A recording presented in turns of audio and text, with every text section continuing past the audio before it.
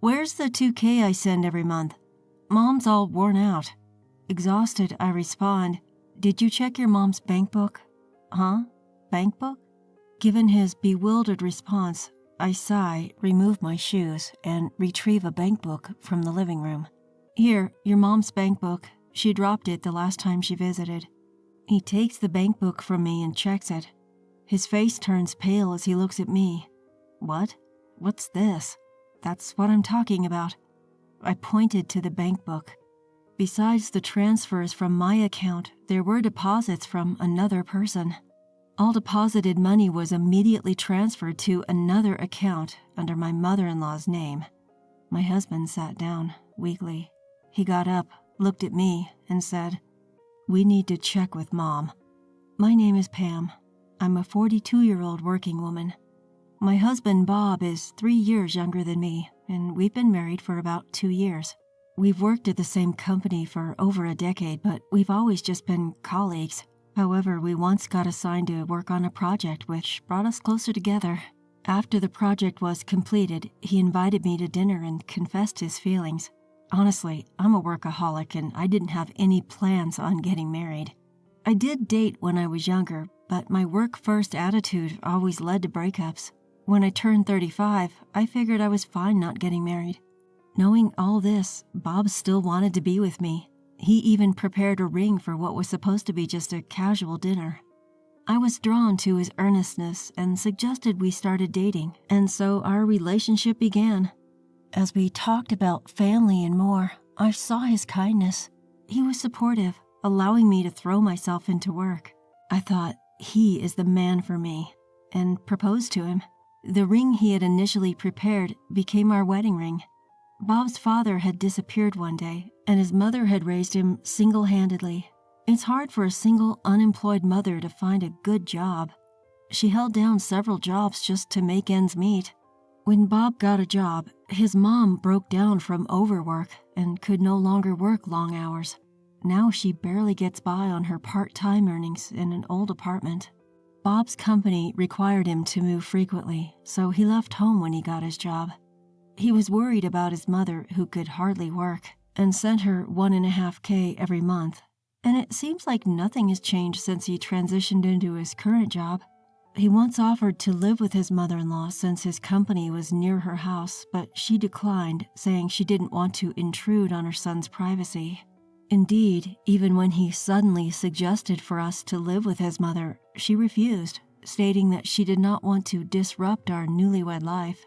I was taken aback by the sudden proposal, and while my husband looked downcast next to me, I was honestly relieved that she turned us down. Although I think my mother-in-law is a good person, I was a bit anxious about living with her immediately after getting married.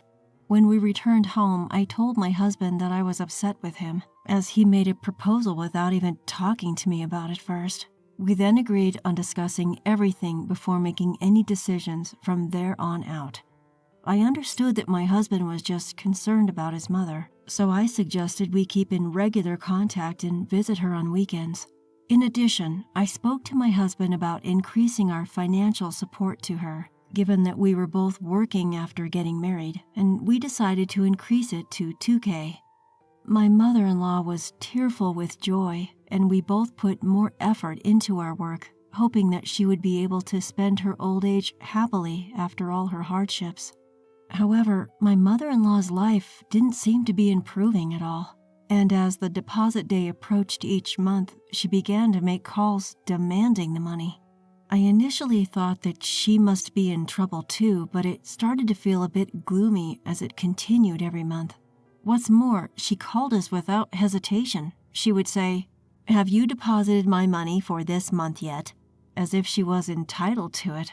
While I don't think she means any harm, I felt uncomfortable with it and ended up complaining to my husband about it. "Hey, don't we get calls from your mom every month? It's a bit when she calls like that without even thanking us." "How can you be like that? Mom can't work and she's having a hard time." I guess my complaint got on his nerves. My husband unusually snapped back at me. Since then, anytime I try to discuss our financial support for his mother, my husband becomes stubborn and the conversation leads to nowhere. Just for how long are we going to continue sending money to his mother? I feel bad, but I caught myself being upset over it. I'm sure my husband is aware of my thoughts, and that's why he's behaving this way. When I think about it, I feel like I'm a cold-hearted person and couldn't say anything more than that. About 2 years after we started sending money to her, my husband got a call from his mother. His expression was dark as he responded with, "Uh-huh," and it was clear that he was hearing bad news. "What? You've been scammed?" I was surprised by my husband's words and stood up from my chair. I thought his mother was a strong person, even though she was physically weak, and at the same time I was very concerned about how much she had lost. "Hey, what happened to your mom?" I asked my husband, who had just hung up the phone. With a dark expression, my husband began to explain. "Actually, it seems like Mom got scammed. Apparently, she got an email, and when she opened the URL, it automatically registered her and demanded payment. So she paid for it." "That's a one-click fraud scam. I wonder why your mom didn't call us right away when she opened the site." At my words, my husband Bob's eyebrows raised. Perhaps I'd spoken harshly, even though I thought it was too late for regrets. "She told me that she couldn't call you because you've been cold to her recently. After worrying about it, she even borrowed money to pay it. Now she can't even pay this month's rent or water bill. She called and asked me if we could send her more money this month." With that, Bob pulled out his checkbook and began to calculate. I may have been a bit cold with her when she's called recently, but to be blamed to this extent. Anyway, we have to do something about Mom's debt. I also brought out my own checkbook and opened it next to Bob. "How much was your mom's debt?" Apparently it's $250K. We need to do something." The amount that came out of Bob's mouth left me speechless. No matter how elderly my mother-in-law is, where on earth did she borrow $250K from? She doesn't even own a house, so there's no way a bank would lend her such a large amount. If that's the case, she might have borrowed it from a sketchy source. I decided then and told Bob, "Let's pay back the debt in one installment." Bob looked at me with a start. He probably didn't expect me to suggest that. Looking into his eyes, I continued, "Because honestly, if you think about who would lend your mom such a large amount of money immediately, I can only think of non-bank lenders. If we don't pay it back quickly, the interest will just inflate the amount." Bob nodded several times as if he understood. Thankfully, having lived frugally with little desire for material possessions and having been single for a long time, we had a substantial savings. Since Bob had also saved up a decent amount, we decided to split the repayment between us. Bob thanked me many times, bowing his head. When I contacted my mother-in-law about the repayment, she thanked me over and over again on the other end of the phone. I heard her sniffling a few times, so she may have been crying. Although it's a large sum, at least we could pay back the debt for now, and she's promised to always consult us in the future, so let's let bygones be bygones. Even though I thought that, there was something that didn't quite add up. When my husband brought the money to his mother, she never revealed where she'd borrowed it. He kept saying, "Since we're the ones providing the money, we should know where it's coming from." But all she would say was, "I've forgotten the name of the company I borrowed from, but they'll come directly to collect the money, so it's okay. Thank you." He wondered, is she starting to lose her memory? Looking worried, he suggested we should take her to the hospital together sometime. However, she absolutely hates hospitals, so she stubbornly refused to go. That's why we had to plan on how to get her to go to the hospital. Around the time we'd mostly worked out the plan to take my mother-in-law to the hospital, a call came through to my husband's cell phone. The caller was Alyssa, my mother-in-law's sister, who lives in a far-off place. "Hello, Bob. It's been a while. Can we talk?" "Hello, Aunt Alyssa. It's been a long time. Yes. What's the matter?" Alyssa is my mother-in-law's older sister. She's a very responsible woman who married into a landowning family and now actively takes part in their business. She dislikes dishonesty and can be stern, but she's also very kind to her nephew Bob and me, his wife. Your mother called and asked me if she could borrow some money. Are you sending her enough each month? She seems to be struggling to pay her electric bills. We were shocked.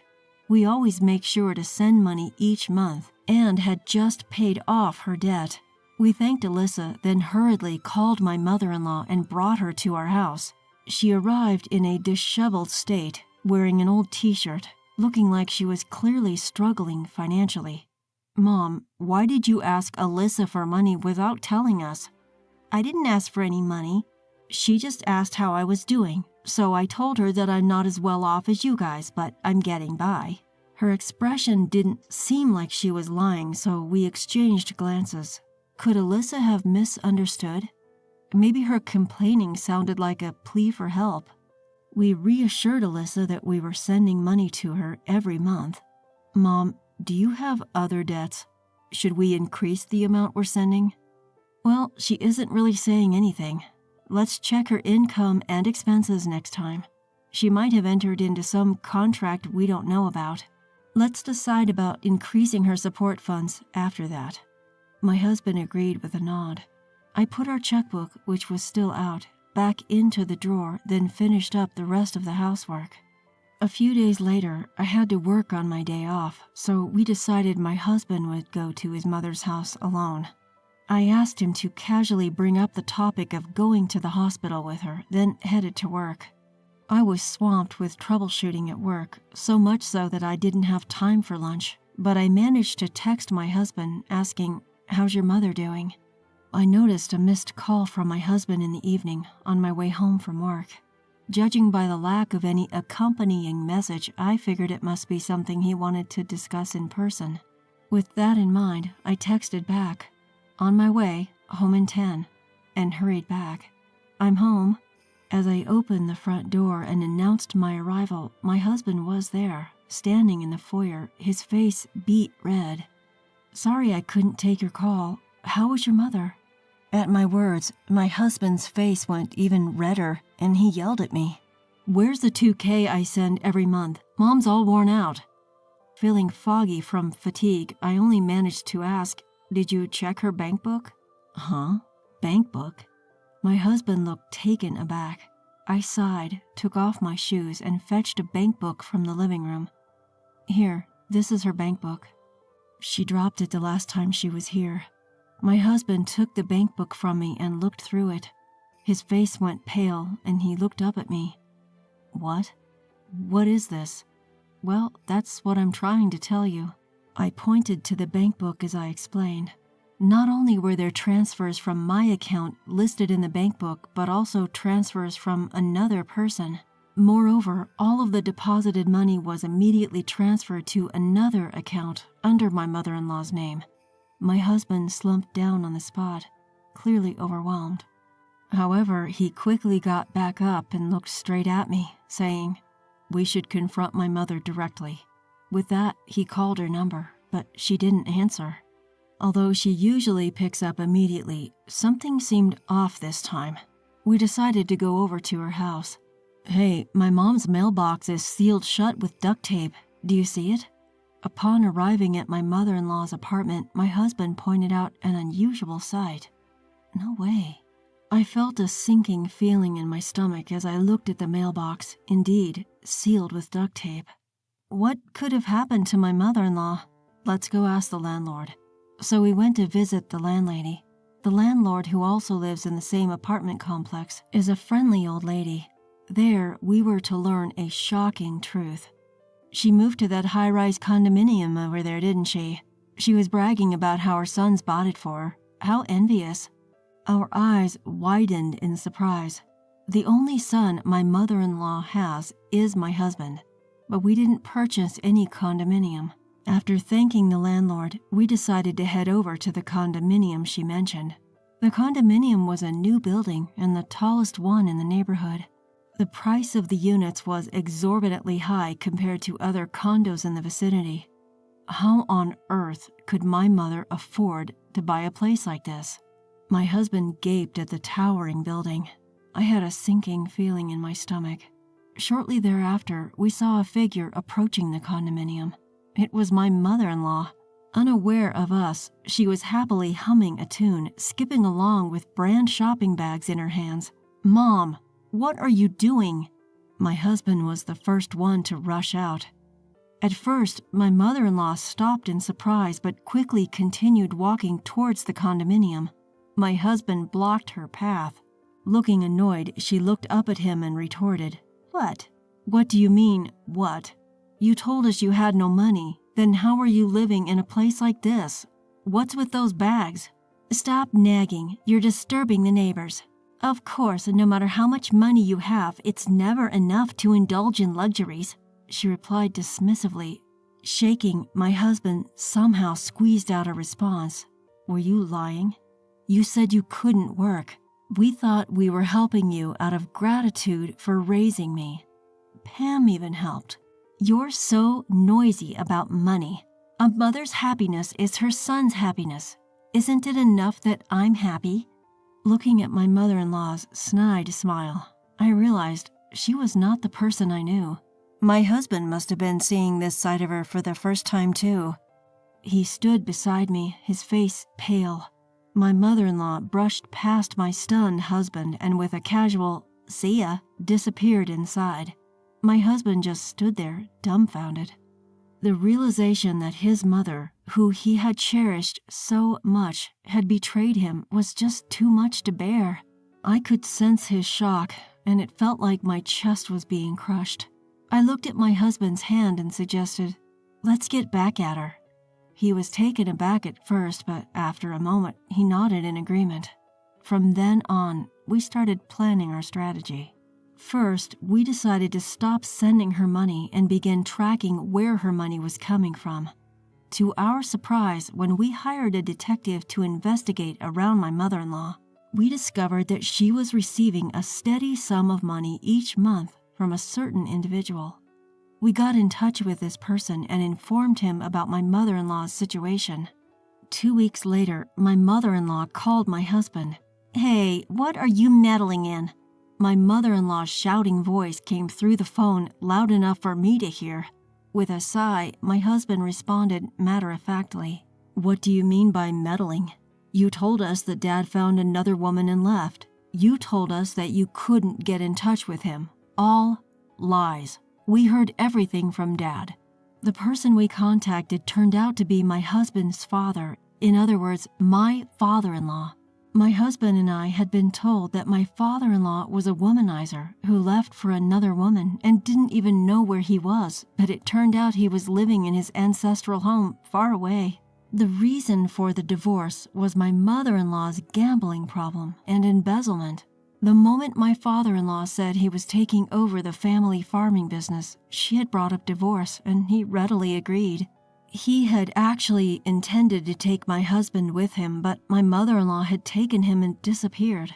When he finally found where my mother-in-law and husband were, he was told that my husband despised him and didn't want to see him.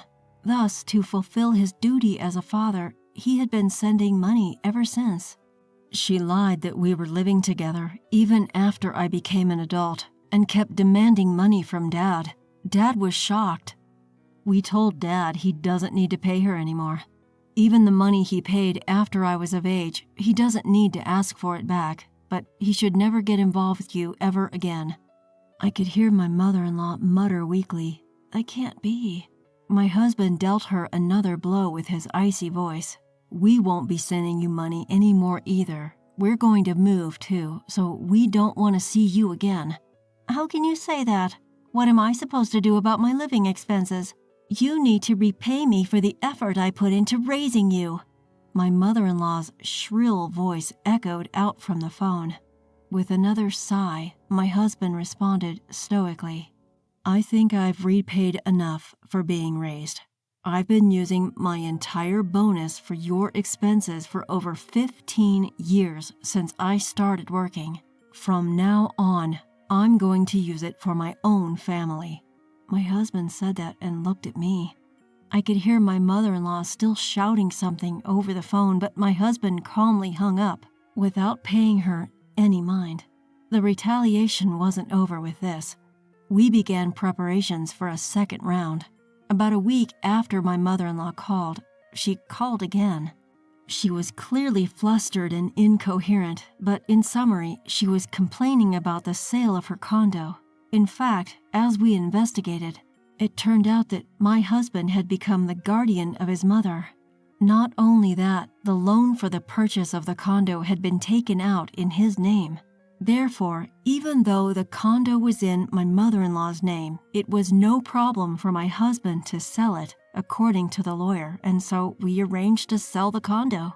The condo is mine, isn't it? Why are you selling it without my permission? We bought it with our money, okay? We even checked with a lawyer, so it's legal. Still, my mother-in-law kept demanding to have the condo back. Each time, my husband reiterated that a buyer had been found and that the sale proceeds were our money. Still, my mother-in-law was far from satisfied, and from the other end of the phone, we could hear her harsh words. Unable to stand it any longer, I took over the phone from my husband. "Hello, mother-in-law. Please, stop being so stubborn. You're causing too much problems for us. The one who's in trouble is me. How dare you, Pam? I thought you were wealthy, since you're older than my son, which is why I approved of you marrying Bob in the first place. But, oh my lord, you're nothing but a god of pestilence." As soon as my mother-in-law shouted that, I burst into laughter. Perhaps she never expected me to laugh. My mother-in-law, who had been so loud, fell silent. I continued the conversation while laughing. "Mother-in-law, you're too careless. Setting up your son as a guardian and making him the debtor of the loan is like asking him to sell it. You're really clumsy, aren't you? Anyway, now that we can get our money back, we're just hoping we don't have to deal with you anymore." Ignoring my mother-in-law's, "Wait, hold on," on the other end of the phone, I hung up. My husband, who had been nervously watching, seemed to relax a bit when I smiled at him. 2 weeks later, my mother-in-law safely moved out of the condo, and we were informed that a new buyer had moved in. We breathed a sigh of relief when we confirmed that the sale proceeds had been successfully transferred to my husband's bank account. By the way, we felt bad about her becoming homeless, so as a severance payment, we rented the same room in the old apartment for her. So my mother-in-law's new home is her old apartment. The landlord is a nice lady but loves to gossip, so she'll probably spread all sorts of rumors. But our retaliation doesn't end here. In fact, we had another plan in progress. It was carried out as my mother-in-law moved back into her old apartment. My husband's phone fell silent after an hour of non-stop ringing. And then, about 2 hours later, one person called my husband's phone. "Hello? Yes, thank you. We appreciate your help." After my husband hung up the phone with those words, he let out a deep sigh. Then he gave me a thumbs up, a signal for all good. The person he was on the phone with was my mother-in-law's sister, Alyssa. Once we found out about my mother-in-law's incident, we immediately reached out to Alyssa. She was outraged when she learned about everything and even introduced us to a lawyer. Furthermore, she decided to keep an eye on our old apartment after we moved back. My sister may be a handful, but she used to be a sweetheart. It hurt a bit to see her like this, but after our plan was executed, Alyssa advised us to cut ties and live our lives happily. We decided to take her advice. On the day of the move, my mother-in-law did not lift a finger, even when the movers showed up. That's when Alyssa stepped in. She forcefully made my mother-in-law pack up amidst her protests. "You're all tricking my sister. I'm the victim here." Alyssa, frustrated but determined, forced her sister to return to her old apartment. Upon arrival, my mother-in-law naturally resisted, but when Alyssa threatened to ask for an immediate refund of the money she had lent, my mother-in-law reluctantly obeyed.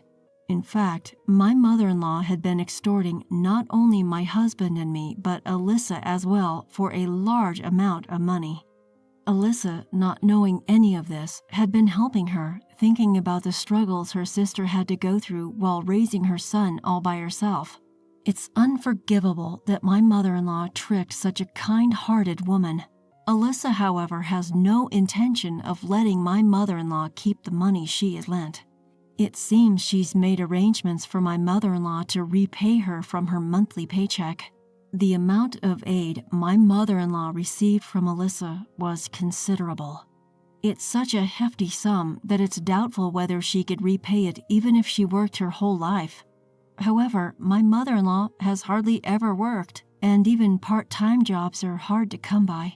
Even when she does manage to land a job, she quits before long. Alyssa always pushes her to get back out there. Eventually, my mother-in-law ended up working part-time daily at a store owned by one of Alyssa's friends. My mother-in-law had lied about being frail and sickly, but an enforced visit to the hospital proved there was nothing wrong with her. She was told to work as much as possible. My mother-in-law, who had lied about working ever since my husband was a child while actually lazing around, was having a hard time. I heard she was already complaining on her first day.